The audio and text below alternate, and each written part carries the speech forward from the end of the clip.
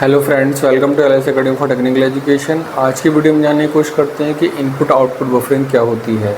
तो input output buffering के बारे में जानने से पहले सबसे पहले हमें जानना होगा कि बफर क्या चीज़ होता है। तो बफर क्या है ये देख लेते हैं। बफर क्या है? Buffer is a memory area. Buffer एक मेमोरी का कोई भी पर्टिकुलर एरिया होता है दैट टेम्परेली स्टोर्स डेटा, जिसका काम क्या है? डेटा को टेम्परेली स्टोर करना। ट्रांसफर्ड बिटवीन टू डिवाइसेस, जब भी हम दो डिवाइसेस के बीच में डेटा ट्रांसफ़र कर रहे होते हैं, और बिटवीन ए डिवाइस और एन एप्लीकेशन, या किसी भी डिवाइस और एप्लीकेशन के बीच में कर रहे होते हैं।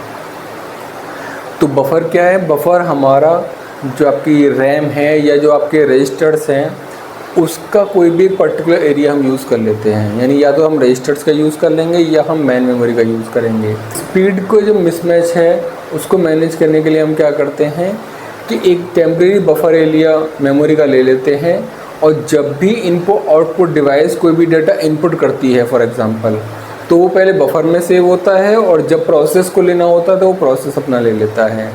या मान लीजिए कि प्रोसेस ने काफ़ी तेज़ी से डेटा प्रोड्यूस कर दिया और input output device for example printer है, वो रेडी नहीं है अभी डेटा को एक्सेप्ट करने के लिए, तो वो कहाँ पर स्टोर हो जाएगा? बफर में स्टोर हो जाएगा। ठीक है, तो बफर एक तरीके से क्या कर रहा है, जो भी इनपुट आउटपुट डिवाइस और प्रोसेस के बीच में स्पीड का मिसमैच है कि एक बहुत फास्ट और एक बहुत स्लो है, उस स्पीड को मैनेज करने का काम करता है। ये तो हमने पढ़ लिया बफर क्या है और इनपुट आउटपुट बफरिंग का रिक्वायरमेंट क्या है ना। एक्चुअल में जो बफरिंग टर्म है उसका मीनिंग क्या है? तो बफरिंग क्या है? Buffering is the storing data temporarily in buffer. तो बफरिंग का अपना मतलब क्या है? जो एक्ट या प्रोसेस है या जो इवेंट है जिसमें हम क्या कर रहे हैं, किसी भी बफर के अंदर डेटा को टेम्परेरी स्टोर कर रहे हैं। बफर के अंदर टेम्परेरी डेटा को स्टोर करना, that is called the buffering. ठीक है, तो बफरिंग भी हमने समझ लिया कि टेम्परेरी डेटा को स्टोर करने की जो इवेंट है उसको हम क्या कहते हैं? बफरिंग कहते हैं। अब इनपुट आउटपुट बफरिंग हमारी होती कितने टाइप की है? तो mainly there are 3 types of input output buffering. सबसे पहली आपकी टाइप है सिंगल बफरिंग। सिंगल बफरिंग में क्या होता है? हमारा पहला point, only one buffer is used. इसमें हम क्या यूज़ करते हैं? सिर्फ एक सिंगल बफर का यूज़ करते हैं। सिंगल बफर का यूज़ करने की वजह से इसको हम क्या बोलते हैं? सिंगल बफरिंग बोलते हैं। इसमें क्या होता है?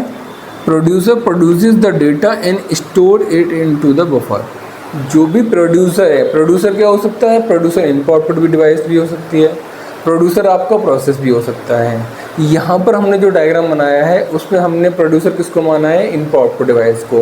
फॉर एग्जांपल हम कीबोर्ड से डेटा प्रोड्यूस कर रहे हैं या स्कैनर से डेटा को स्कैन कर रहे हैं। ठीक है, तो जो भी हमारी इनपुट आउटपुट डिवाइस है वो किसका काम कर रही है? प्रोड्यूसर का डिवाइस का काम कर रही है। प्रोड्यूसर या इनपुट आउटपुट ने डेटा प्रोड्यूस किया और उसको किस में रख दिया? Store into the buffer.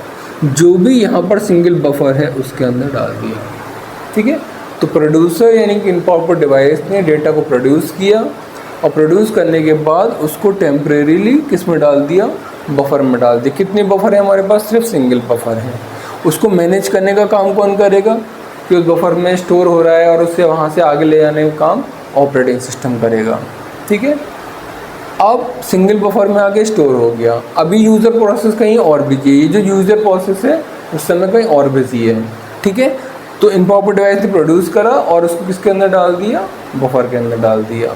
ठीक है, consumer consume the data from buffer. जब भी कंज्यूमर यानी कि जो यूज़र प्रोसेस है वो फ्री होगा तो वो डेटा को कहाँ से पिक कर लेगा? सिंगल बफर से पिक करेगा और अपने पास कंज्यूम कर लेगा। Consumer consume the data from buffer. Consumer कौन है? यूज़र का प्रोसेस। वो यहाँ से डेटा उठाएगा और उसको कंज्यूम कर लेगा। जब ये कंज्यूमर डेटा को कंज्यूम कर लेगा तब यहाँ पर एक सिंगल बफर क्या हो जाएगा? खाली हो जाएगा, क्योंकि डेटा तो कंज्यूम हो गया। उसके बाद क्या होगा? When buffer becomes empty by the consumer. जब कंज्यूमर उसे कंज्यूम कर लेगा बफर एम्प्टी हो जाएगा। Then only after that buffer is again filled by the producer. जब ये कंज्यूम हो जाएगा यूज़र प्रोसेस के द्वारा, उसके बाद ही जो अगला डेटा आने वाला है वो प्रोड्यूसर इसमें डाल पाएगा। यानी इसमें क्या हो रहा है? सिंगल बफर में at a time producer produce करके डाल रहा है। जब प्रोड्यूसर प्रोड्यूस करके इसमें डाल रहा है उस समय तक कंज्यूमर कंज्यूम नहीं कर सकता। और जब कंज्यूमर कंज्यूम कर रहा होगा इस डेटा को, उस समय प्रोड्यूसर नया डेटा नहीं डाल पाएगा। जब कंज्यूमर उस डेटा को पूरी तरह कंज्यूम कर लेगा, उसके पास पहुंच जाएगा डेटा, तभी नया डेटा इनपुट आउटपुट डिवाइस से इस बफर में जा सकता है। क्यों? क्योंकि हमारे पास एक सिंगल बफर है सिर्फ, उसमें या तो प्रोड्यूसर प्रोड्यूस करके नया डेटा डाल सकता है या उस समय कंज्यूमर कंज्यूम कर सकता है। ठीक है, तो अगर कंज्यूमर उस समय कंज्यूम कर रहा है डेटा को और प्रोड्यूसर के पास नया डेटा है, तो इस केस में भी उसे वेट करना पड़ेगा। क्यों? We have only the single buffer, we have only the single buffer where we can send data, so we have to wait. ठीक है, तो ये किसका एग्जाम्पल हुआ? सिंगल बफरिंग का। Now come to the double buffering and circular buffering. Double buffering और circular buffering में क्या होता है, अब हम देखते हैं। Now double buffering. Double buffering में क्या होता है? Two buffer are used. एक पहले हम सिंगल बफरिंग में एक बफर का यूज़ कर रहे थे, अब कितने बफर का यूज़ करेंगे? Two buffers are used. अगर आप डायग्राम देखें, we are using buffer 1, we are using buffer 2, दो बफरों का यूज़ हो रहा है। दूसरी चीज़, producer produces the data and storing it into the buffer 1। सबसे पहले क्या होगा? प्रोड्यूसर प्रोड्यूस करेगा डेटा को बफर 1 में, ठीक है, और स्टोर कर देगा। At the same time consumer is consuming data from buffer 2। जिस समय ये इसमें स्टोर कर रहा होगा, उस समय ये यूज़र प्रोसेस यहाँ से डेटा को उठा सकता है। लेकिन इनिशियली क्या होगा? सबसे पहले इनिशियली ये होगा कि सबसे पहले इनपुट आउटपुट डिवाइस डेटा को प्रोड्यूस करेगी, बफर 2 में डालेगी सबसे पहले डेटा को, उसके बाद बफर 1 में डालेगी। यानी जो भी इनपुट आउटपुट डिवाइस है, शुरुआत में इन बफर 2 में डालेगी डेटा को, फिर बफर 1 में डालेगी, दोनों को फिल कर देगी। ठीक है, अब जैसे ही बफर 2 फिल हो जाएगा और इनपुट आउटपुट डिवाइस बफर 1 में डाल रही होगी, उस समय अगर यूज़र प्रोसेस रेडी हो जाता है तो वो बफर 2 से डेटा को ले सकता है। क्यों ले सकता है? क्योंकि बफर 2 पे डिपेंडेंट नहीं है input output device. Input output device के पास अगर नया डेटा कोई आ रहा है तो वो किस में डाल देगी? बफर 1 में डाल देगी। ठीक है, तो बफर 2 का उसी समय यूज़र प्रोसेस यूज़ कर सकता है जिस समय इनपुट आउटपुट डिवाइस बफर 1 को फुल कर रही है, यानी कि उसके अंदर डेटा डाल रही है। ठीक है, अब मान लीजिए बफर 2 का इसने यूज़ कर लिया, ठीक है, ये खाली हो गया बफर 2। बफर इसके बाद क्या करेगा? यूज़र प्रोसेस डाटा कहाँ से लेगा? बफर 1 से लेगा। ठीक है, बफर 2 से ले लिया यूज़र प्रोसेस ने, फिर कहाँ से ले रहा है? बफर 2 से ले रहा है। जिस समय यूज़र प्रोसेस बफर 1 से डेटा ले रहा होगा, उस समय बफर 2 तो खाली हो चुका है, तो उस समय इनपुट आउटपुट डिवाइस क्या करेगी? फिर से इसको बफर 2 को फिल कर देगी। ठीक है, इसका मतलब ओवरऑल ये हुआ कि हमारे पास क्योंकि दो बफर अवेलेबल हैं, तो एट ए टाइम एक बफर का तो यूज़ कौन कर सकता है? User process. और दूसरे बफर का कौन यूज़ कर सकता है? Input output device. किस लिए? उसको फिल करने के लिए। जबकि पहले वाले में क्या था? सिंगल बफरिंग में एट ए टाइम पर सिर्फ एक ही यूज़ कर पा रहा था। क्यों? क्योंकि सिंगल बफर था, या तो प्रोड्यूसर यूज़ कर पा रहा था या कंज्यूमर यूज़ कर पा रहा था। यहाँ पर हमारे पास क्या है? दो बफर हैं। अगर यूज़र प्रोसेस बफर 2 से डेटा ले रहा है तो इनपुट आउटपुट डिवाइस बफर 1 में डाल सकती है, और अगर यूज़र प्रोसेस बफर 1 से आपका डेटा ले रहा है तो इसका मतलब बफर 2 खाली होगा, तो उस समय इनपुट आउटपुट डिवाइस बफर 2 में डेटा को फिल कर सकती है। यानी एट द सेम टाइम आपका जो कंज्यूमर है वो डेटा को कंज्यूम भी कर रहा होगा, और जो आपका प्रोड्यूसर है वो डेटा को प्रोड्यूस करके बफर में डाल रहा होगा।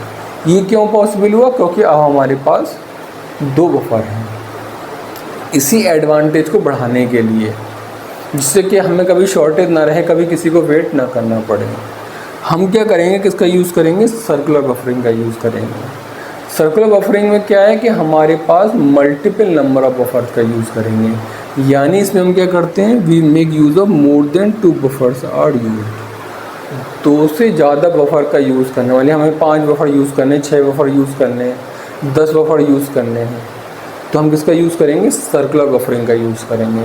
उससे क्या होगा? हमें कभी भी वेट करने की ज़रूरत नहीं पड़ेगी। ठीक है, इसमें क्या होता है? Each buffer is used as 1 unit of circular buffer.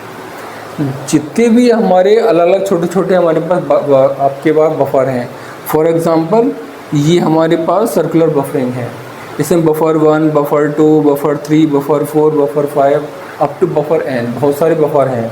Her buffer अपने आप में किसका वर्क कर रहा है? As a unit of circular buffer.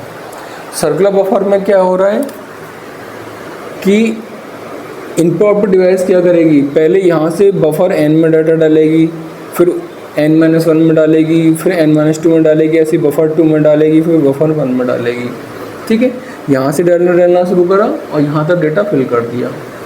जैसे ही इसने यहाँ डाला और अगले वाले को फिल कर रही है, ये क्या करेगा? कंज्यूम करना स्टार्ट कर देगा।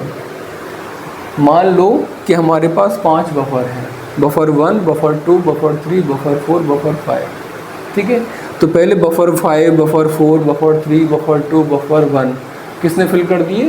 प्रोड्यूसर ने।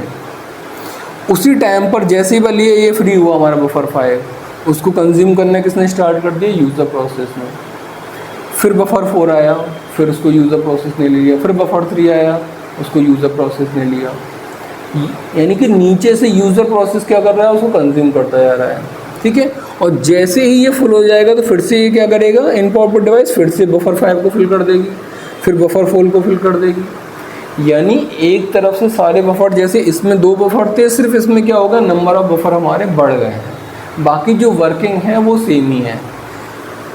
बफर 5 ये यूज़ कर रहा है, ठीक है, उसके बाद ये बफर 4 को यूज़ करेगा, और जैसे जैसे यूज़ करता जाएगा ये खाली होते जाएंगे बफर नीचे वाले। इनको कौन फिल करता जाएगा? इनपुट आउटपुट डिवाइस फिल करती जाएगी। यानी बफर 5, 4, 3, 2, 1 के ऑर्डर में फिल हो रहे हैं, और फिर कंज्यूमर उनको 5, 4, 3, 2, 1 के ऑर्डर में खाली कर रहा है, यानी कि यूज़ कर रहा है। फिर से दोबारा इनपुट आउटपुट डिवाइस 5, 4, 3, 2, 1 के ऑर्डर में फिर से फिल कर रही है, और फिर से यूज़र प्रोसेस क्या कर रहा है? उनको यूज़ कर रहा है।